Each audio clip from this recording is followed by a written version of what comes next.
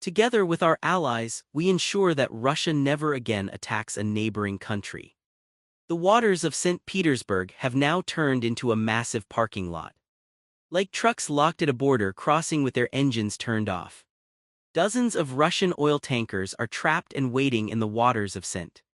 Petersburg. They cannot move. This is not a storm or an accident, this is a trap.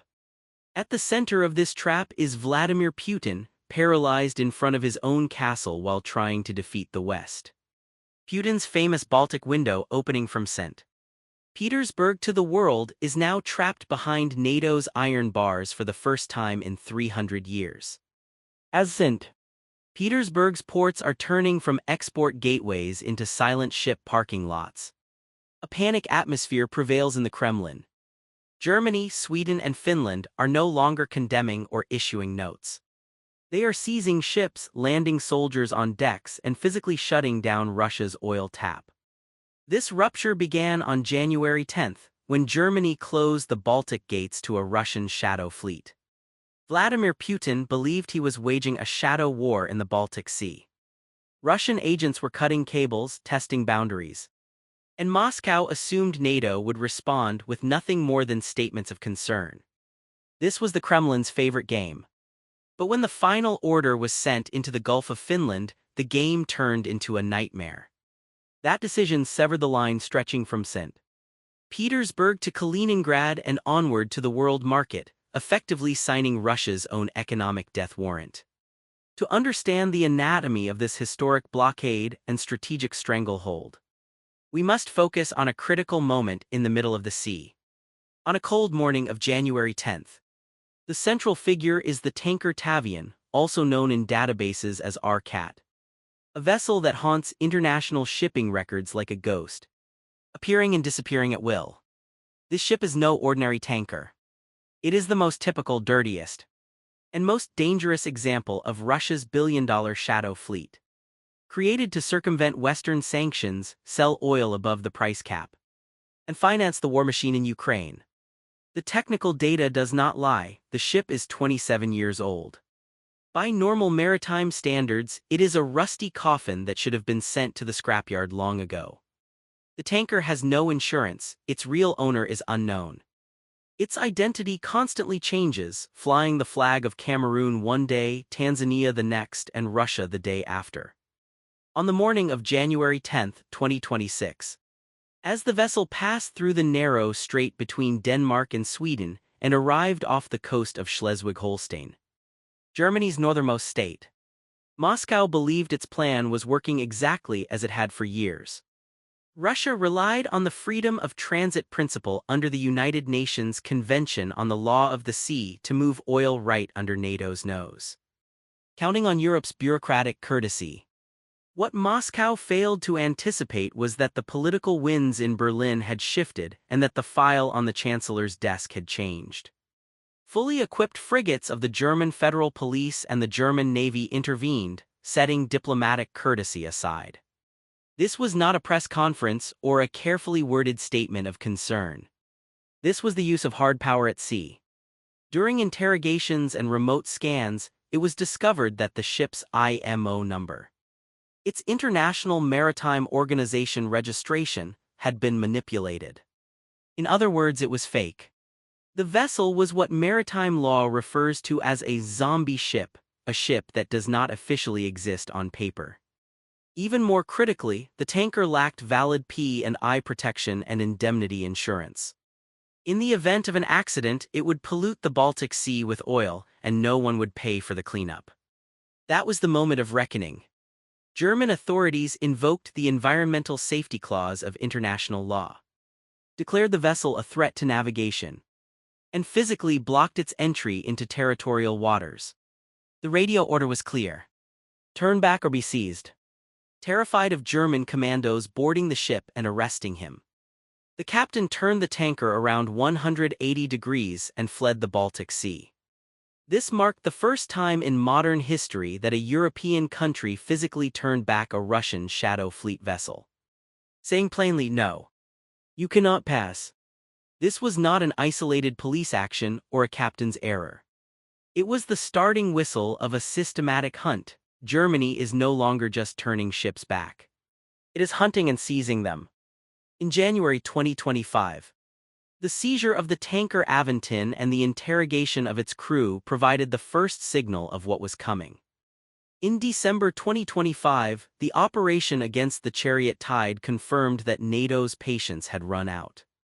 When the Chariot Tide suspiciously stopped above critical data cables on the Baltic seabed, claiming engine failure, the German frigate Baden-Württemberg and the police vessel Potem immediately intervened. When German police boarded the ship, they went far beyond document checks. They seized digital records, logbooks, and communication logs, exposed forged papers, and revealed who the vessel was truly serving. With these operations, Germany sent a clear message to Russia and the world. This is not an unregulated international waterway. This is a closed NATO lake where entry and exit are controlled. Ships without insurance or those posing environmental risks will not be allowed to sail. Moscow's technological camouflage, AIS spoofing and civilian trade disguises has been completely stripped away. The Alexander Shabalin incident off the Danish coast showed how exposed even the Russian Navy has become. A Russian Rapacha-class warship attempted to disappear by switching off its automatic identification system. What it forgot was NATO's Baltic Sentry mission and modern surveillance capabilities. Danish media and NATO aircraft spotted the vessel drifting near Langeland, engines idling. When journalists landed nearby in a rented helicopter and photographed the stunned and panicked Russian soldiers on deck, the Kremlin's myth of invisibility collapsed. It is physically impossible for 80,000-ton oil tankers to move unnoticed in a sea where even warships cannot hide. Russia's shadow fleet is no longer a secret, it is an open target. The physical wall Germany built around the Tavian tanker triggered a devastating domino effect across Russia's entire energy logistics network. The ports of St. Petersburg and Ust-Luga, which together handle more than 50% of Russia's crude oil exports, have ceased functioning as trade gateways and have become the largest ship parking lots in history. The logistics equation is brutal. If tankers cannot enter the Baltic, they cannot load oil. If oil cannot be loaded, coastal storage tanks fill up. Once storage is full, only one option remains: halting production at oil fields. Stopping production is not as simple as closing a valve. Wells lose pressure, freeze, and may never return to previous productivity. This is an irreversible and devastating scenario for Russia. Data confirms this collapse. According to November-December 2025 figures from the Kyiv School of Economics and the Center for Research on Energy and Clean Air, Russia's fossil fuel export revenues have fallen to their lowest level since the war began. Monthly losses amount to hundreds of millions of dollars. Germany's physical blockade has cut off the lifeblood of the Russian economy far more effectively than years of financial sanctions. With the Baltic gateway slammed shut, Russia has turned desperately to alternatives. The Arctic Ocean and the port of Murmansk, the rerouting of the Tavian northward marks this forced migration. But the Murmansk route is not salvation, it is logistical suicide. Compared to the short, safe, and cheap Baltic route, the Arctic path is ice-covered. Stormy, thousands of kilometers longer, and vastly more expensive. Delivery times to Asian markets increase 3- to 4-fold. Winter shipments require nuclear icebreaker escorts, adding an extra $10 to $15 per barrel. Profit margins collapse to zero or below. Russia is selling oil at a loss simply to maintain market presence. Cornered and suffocated, Moscow has abandoned state restraint and turned to piracy and state terrorism.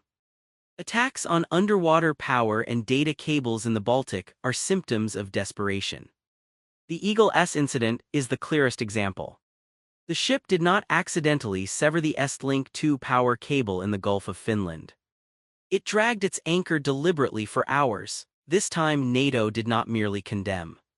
Finland launched a military operation without waiting for diplomatic formalities. Finnish forces landed by helicopter, stormed the bridge, neutralized the crew, seized control of the ship, and towed it to port. This operation marked the end of the gray zone era in the Baltic. Sabotage now leads directly to seizure. Russia's response to this hard wall has been espionage and harassment in German airspace. More than 2,000 unidentified drones detected over nuclear plants. Chemical facilities and military bases reflect Moscow's desperation. Investigations show these UAVs operate in coordination with Russian civilian ships such as Lair. Have Dolphin and HAV Snapper. Unable to win at sea, Russia has turned to espionage and psychological pressure. This too has backfired. Germany's Interior Ministry is preparing to authorize the military to shoot down drones on German territory. Berlin now sees itself not as a peaceful rear area but as an active warfront. Taken together, ship blockades, drone incursions, and logistical collapse, the strategic picture is clear.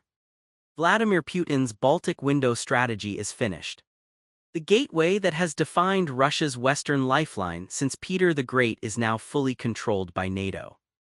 The encirclement that began with Sweden and Finland joining the alliance has been completed by Germany's uncompromising enforcement. Russia is trapped in its own backyard, and the key is in Berlin's pocket. Putin's recent statements reveal the panic. In the past 10 days, we see not a calm leader but a cornered man. Boasting about hypersonic missiles, declaring Europe defenseless. Accusing Europe of war, and repeatedly invoking nuclear threats. These are not signs of strength, they are the death throes of a regime whose economic oxygen has been cut off. Putin understands one thing clearly: if tankers stop, money stops. If money stops, factories shut down, soldiers go unpaid, and the war machine collapses. Missile threats make headlines, economic collapse brings down regimes.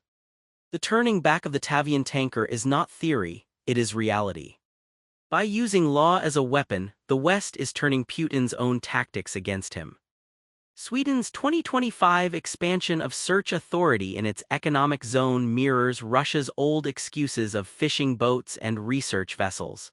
Now the West says it is simply protecting the environment, and in doing so, it is ending Russia's oil trade. This siege has gone global. The United States has moved from sanctions to confiscation, using federal courts to seize ships carrying sanctioned oil. The seizure of vessels like Belowin and Skipper has thrown Russian ship owners into chaos. The sudden reflagging of 26 tankers to the Russian flag in December shows panic. These ships seek refuge under Russia's nuclear umbrella. Washington's message is clear: flag or no flag, you will be found and seized. While the U.S. makes the oceans unsafe for Russian ships, Germany has closed the Baltic. This is strategic checkmate. Putin once believed NATO would fracture and Europe would submit. The frozen waters of the Baltic in early 2026 prove that calculation was bankrupt. Germany's detention of the Tavian tanker marks not a border control action, but the end of an imperial illusion. The Baltic Sea is no longer Russia's gateway, it is a trap with no exit. The tankers stranded in St. Petersburg stand like tombstones for the future of the Russian economy. Oil is not flowing, money is not coming in, time is running out, the Baltic is closed. The key is in NATO's hands.